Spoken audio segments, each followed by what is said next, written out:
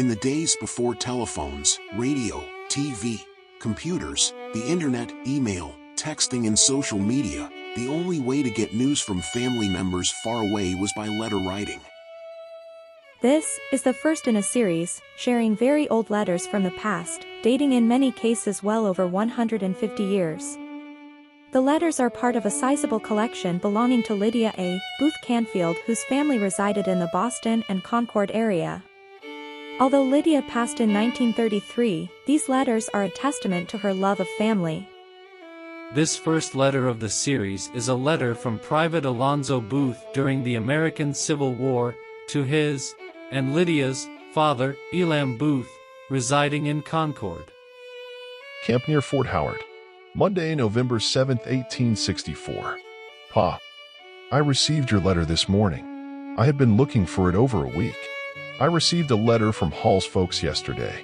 They were all well, but Aunt Lydia, her health was not very good. It is raining here today. It has been very dry here this fall. It rained about 1 week ago here. That was the first storm that amounted to much. We have got us a very good shanty and a brick fireplace, and a good fire is burning in it.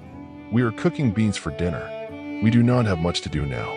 How long we shall stay here is more than we can tell. My health is not very good if we do not have much to do. I can get along well enough. You wanted to know if I could not get discharged or put in the invalid corps, if I had anyone to help me.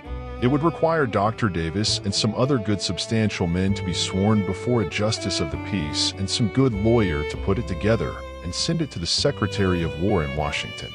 Quite a number of our regiment have got discharged or put in the invalid corps. If Dr. Davis had been at home the time I came away, I could got clear easy enough. Enough of this. I wish I could be at home to go to elections. If I could have my way, I would rather take my gun and kill the Copperheads north than to do anything else. They are worse than the Rebs themselves. If I was in Concord and should have my gun, I honestly believe that I should kill some of them. It would not do for some of men to come down here and talk the way they do north. There is plenty of Democrats in the army, but they do not talk the way some of the men north do. How many apples did you have this year? How many potatoes? I sent a letter about a week ago. And I guess I will quit. The beans are about ready. Write often as you can handle. A Booth. 97th New York Volunteers, Company K. Washington, D.C. Alonzo was discharged in January of 1865 and sent home.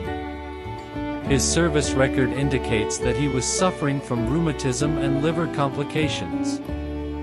Alonzo did live to see the turn of the century and passed in 1910 at the age of 79. His ailing Aunt Lydia, whom Alonzo mentioned early in his letter, and not to be confused with his sister Lydia, whose letters this series is based on, passed in 1870.